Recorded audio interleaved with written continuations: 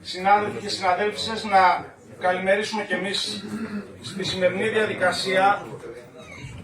Επειδή είναι περιορισμένος ο χρόνος, δεν θέλουμε να μείνουμε στα κραυγαλαία προβλήματα με τα οποία είμαστε αντιμέτωποι και όλοι γνωρίζουμε ότι στη συγκυρία που ο κόσμος φλέγεται και που έχουμε μια απίστευτη εκτόξευση με την οικονομία πολέμου στον πόλεμο απέναντι στους λαούς, αλλά και στον κοινωνικό πόλεμο στο εσωτερικό των χωρών απέναντι στους εργαζόμενους και τα δικαιώματα,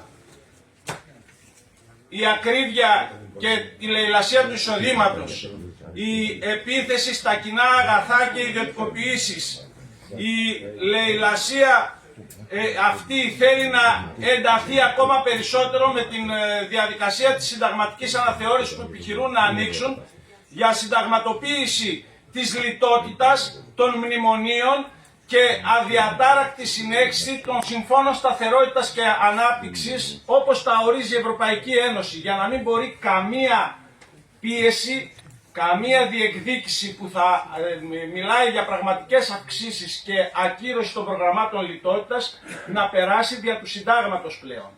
Αυτό ενισχύεται και με την αδιατάρακτη επιβολή των ιδιωτικοποιήσεων και της επιχειρηματικής λειτουργίας των δημόσιων αγαθών μέσα από τη συνταγματοποίηση της αξιολόγησης και τη σύνδεση με την απειλή της απόλυσης και την άρση της μονιμότητας.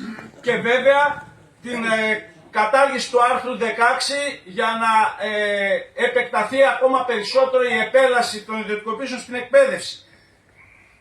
Αυτό ντύνεται με το νέο πειθαρχικό, το πογκρόμ διώξεων σε όλο το δημόσιο που συνοδεύει την καταστολή στους αγώνες και το αφήγημα αυτό συνοδεύεται από την οικονομία πολέμου που πρωτοστατεί η Ελλάδα, όχι μόνο στέλνοντας σε κάθε αποστολή πρώτος καλύτερος στρατιώτης του ΝΑΤΟ, ακόμα και στην Παλαιστίνη, αλλά και πνίγοντας τους κατατρεγμένους στο Αιγαίο και διαμορφώνοντας μια παντελώς εχθρική πολιτική σε κάθε κατεύθυνση απέναντι σε εργαζόμενους και το λαό. Το ερώτημα δεν είναι να περιγράψουμε αυτή την κατάσταση. Το ερώτημα είναι πώς απαντάμε και τι θα κάνει η ΑΔΔ σε αυτή την κατάσταση. Και δυστυχώς εδώ έχουμε απαντήσεις. Γιατί και από άποψη περιεχομένου στόχων, επειδή τέθηκε αυτό και αρχικά, λέμε ότι δεν υπάρχει ούτε μία απόφαση της ΑΔΔ η οποία να στρέφεται ενάντια στον Σύμφωνο Σταθερότητας και Ανάπτυξης της Ευρωπαϊκής Ένωσης, τους δημοσιονομικούς στόχους που λέει και το πλαίσιο που καθορίζει για τον απαράβατο πολεμικό αντιλαϊκό προϋπολογισμό λιτότητας που ψηφίστηκε. Με ποιον τρόπο θα σπάσει αυτό, όταν πρώτα και κύρια σε επίπεδο διακηρυκτικό, πολιτικό, σε ολόκληρη την κοινωνία δεν λέμε ότι εμείς ναι θα πάμε σε απειθαρχία, κόντρα, σύγκρουση, ανατροπή του πλαισίου σταθερότητας της Ευρωπαϊκής Ένωσης και του αντιλαϊκού προϋπολογισμού.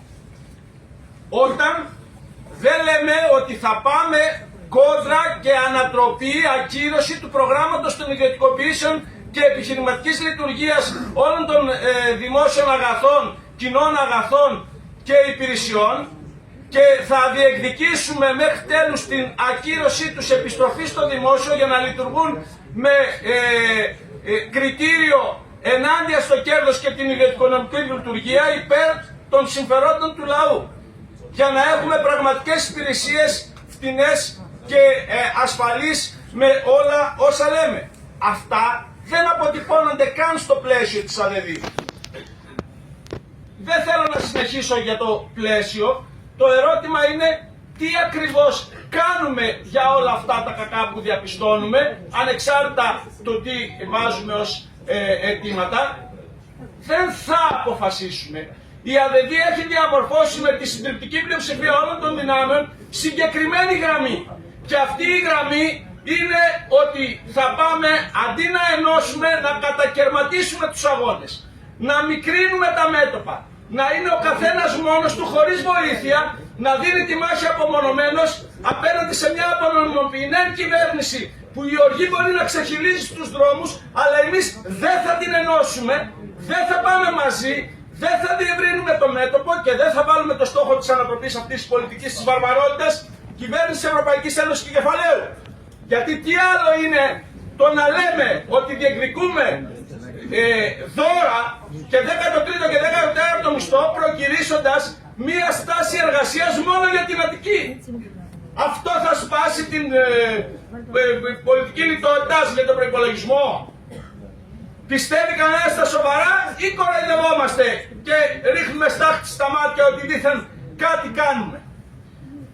Πιστεύει κανένας στα σοβαρά ότι κατακαιρματίζοντας με προκήρυξη απεργιών τοπικά σε επιμέρους χώρους για τα ζητήματα του πολέμου και της ασφάλειας των εργαζόμενων και απέναντι στα εγκλήματα που βλέπουμε να πολλαπλασιάζονται κάθε μέρα, θα γίνει με επιμερισμό των απεργιακών κατά τόπους, κατά κλάδο και κατά μόνας? Εμείς λέμε ότι ήδη υπάρχουν και σε εξέλιξη πολύ σοβαρά γεγονότα αμφισβήτησης της κυβέρνησης και της πολιτικής αυτής που περιγράψαμε.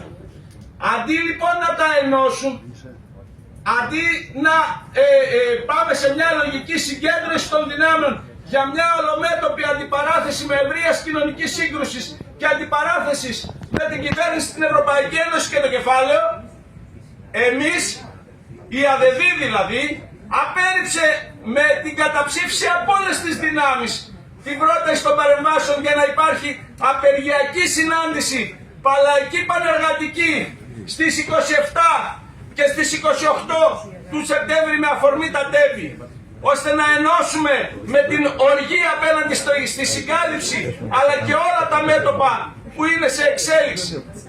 Αρνήθηκε η ΑΔΔ να κάνει το ίδιο όταν ήταν σε εξέλιξη η μεγάλη μάχη των αγροτών και όταν η οργή πάλι ξεχύλιζε και έτρεχε στους δρόμους. Εμείς στέλναμε γράμματα από μακριά και δίναμε με ψηφίσματα τη συμπαράσταση, αλλά όχι με διεύρυνση του μετώπου και πανεργατικό και παλαϊκό αγώνα. Σήμερα δεν απέρριψαν μόνο την πρόταση για 27 και 28. Δεν υπάρχει κανένα σχέδιο. Τι αποφάσισε η ΑΔΔ με την ψήφο όλων των υπόλοιπων παρατάξεων?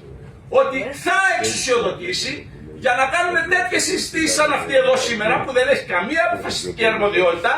Θα συνεχίσουμε χωρίς καμία αποφασιστική αρμοδιότητα σε όλη την Ελλάδα περατζάδα ένα γύρο, ας πούμε, να συζητάμε γενικώς, χωρίς να υπάρχει ένας κόμβος οριοθετημένος.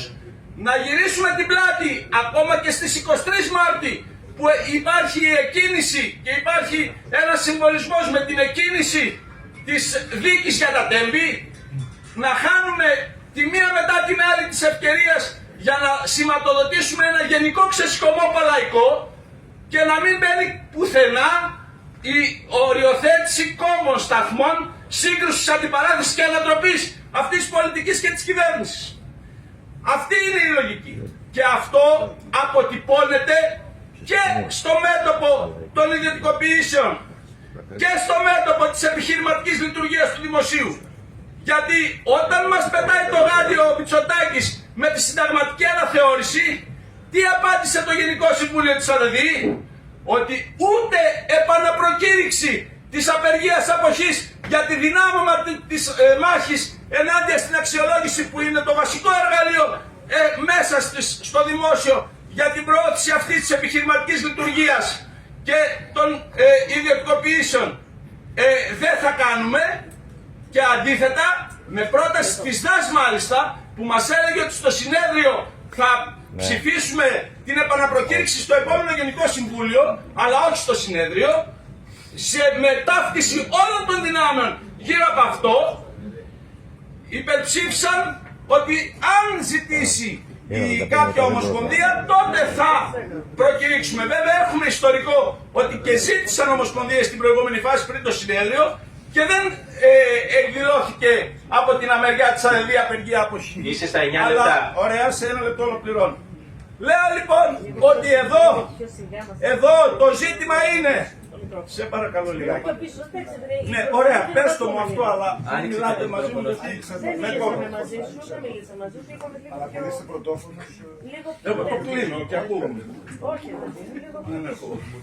Λοιπόν, λέω λοιπόν, συνάδελφοι και συναδέλφισες, το κρίσιμο ζήτημα, μια προκήρυξη της απεργίας αποχής, καταρχήν είναι αναγκαία για τον κόσμο που δεν έχει ομοσπονδία και είναι στο δημόσιο και δεν καλύπτεται πουθενά, σε μια σειρά υπηρεσίες, αλλά και σε ομοσπονδίες, οι οποίες πλειοψηφικά δεν παίρνουν αυτή την απόφαση και δεν καλύπτουν.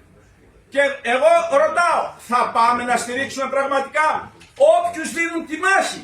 Γιατί, να με συγχωρείτε, θα είδατε, πιστεύω, το ψήφισμα που έβγαλαν για την καθαίρεση της συντρόφισσας Χαρχαρίδου από προϊσταμένη στο νοσοκομείο Γεννηματά, όπου εξαφανίστηκε από το πλαίσιο, από το κείμενο της απόφασης της ΑΔΔ, ότι είναι ποινή και καθαίρεση γιατί έκανε αξιολόγηση, μεταφέροντας αυτή την επιθετικότητα που υπάρχει στον χώρο της εκπαίδευσης με καθαίρεση στελεχών που αρνούνται να αξιολογήσουν, και εξαφανίστηκε επίσης ότι αφορά τη συνδικαλιστική της δράση.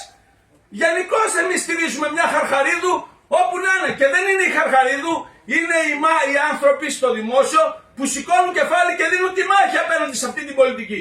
Συνάδελφε, είστε στα 11 λεπτά και όλα λοιπόν, δεν έχεις ναι, τελειώσει. με τη διακοπή μαζί. Λέω λοιπόν, Είστε στα 11 λεπτά, μιλάτε περισσότερο από όλους. Είπαμε λεπτές. Λέω λοιπόν, Κλείσε. συνάδελφε, ναι, μην ξαναμιλήσω όμως. Κλείσε την τοποθέτησή σου Ναι, για να και πω μην μου λες μην τελευταία- ξαναμιλήσω. ναι, για να πω την Κλείσε. τελευταία κουβέντα.